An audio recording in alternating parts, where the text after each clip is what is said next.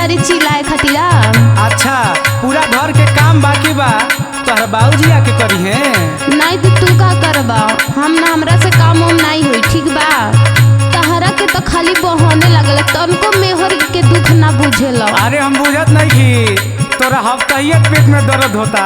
जानी कर तू बहाना बा दर्द पेटे में,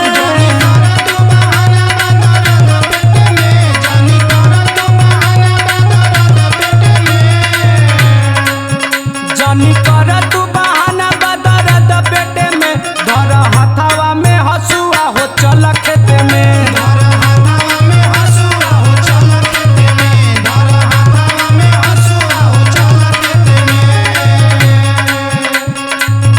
देखा हम आज ले अपनी नैहर में कुल कैले नहीं थी कटिया उटिया। बाप बा कम बोला, सब जाननी हम। अच्छा तो सुना, नहीं नैहर में आज ले हम खटनी हो।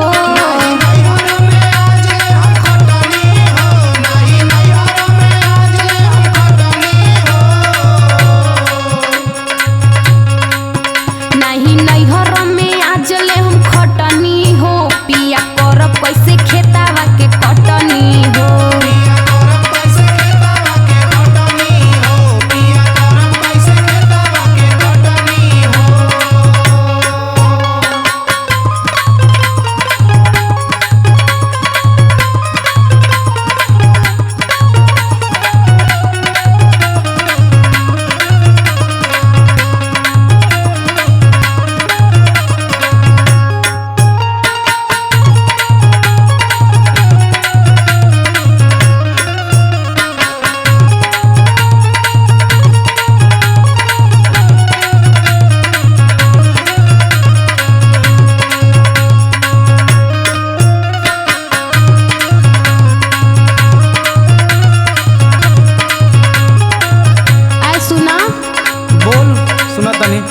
है काम उम छोड़ा।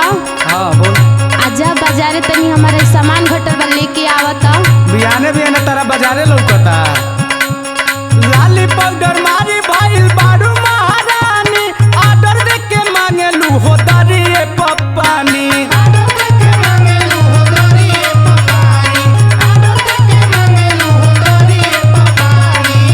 सुना है लाली उठ लाली तोहर बाद में आई, पहले चलो घर के पूरा काम करो। और खेत में काम करल बा करही के बाबू चलो उठा। देखा हमरा से कोनो काम उम नहीं हुई, नैहरे में हम कापी पेन के अलावा कोनो काम नहीं कइनी। आ जहिया से आइल बानी तहिया से तो लोग काम काम चिल्लाता रहलो, हमरा से ई कुल नहीं हुई। अरे ते जहिया से आइल बड़े तहिया से हमार करम फूट गइल बा। अच्छा माही बाबू आज ले न काम करवले, कापिया किताब पे न हाथे में धरवले।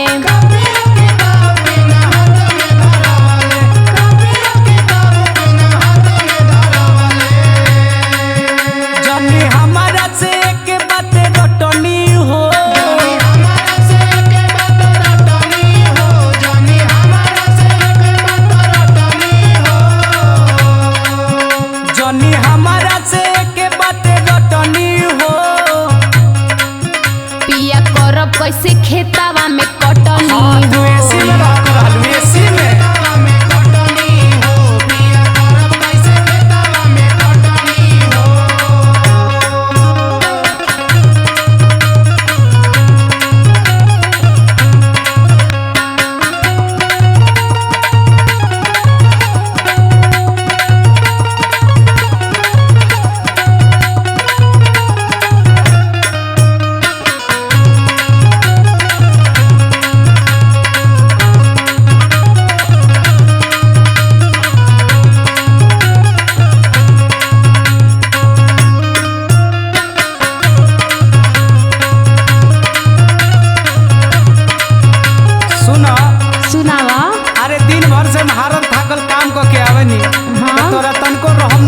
कि सैया जी के अपना राजा जी के तनी गोड़ो दबा दी और उल्टले बाप हो बाप हमारे पे ते हुकुम चलावले।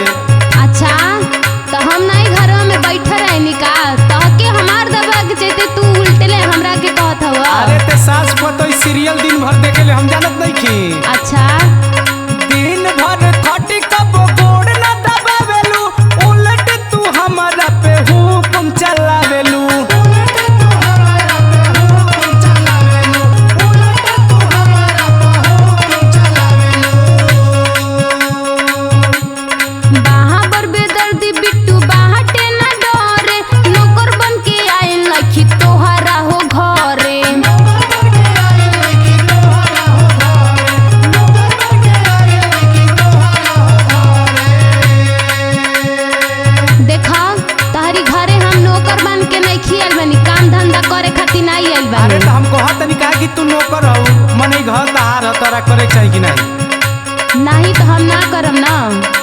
तो अपना बाबूजी के लगे फोन लगा के कह दे एगो नौकर भेज दे। तो तू काहे खाती बाड़ा? अच्छा घरों करी बहरों करी तब का करबा नहीं खाली खइबा। खइहा धनिया अब नून रोटी चटनी हो।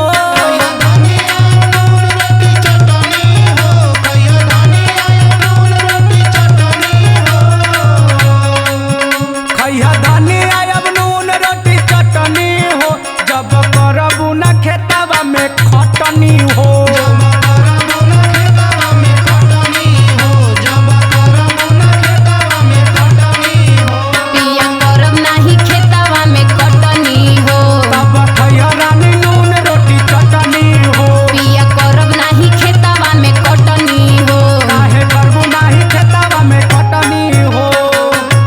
करबू ना तो खैबू का।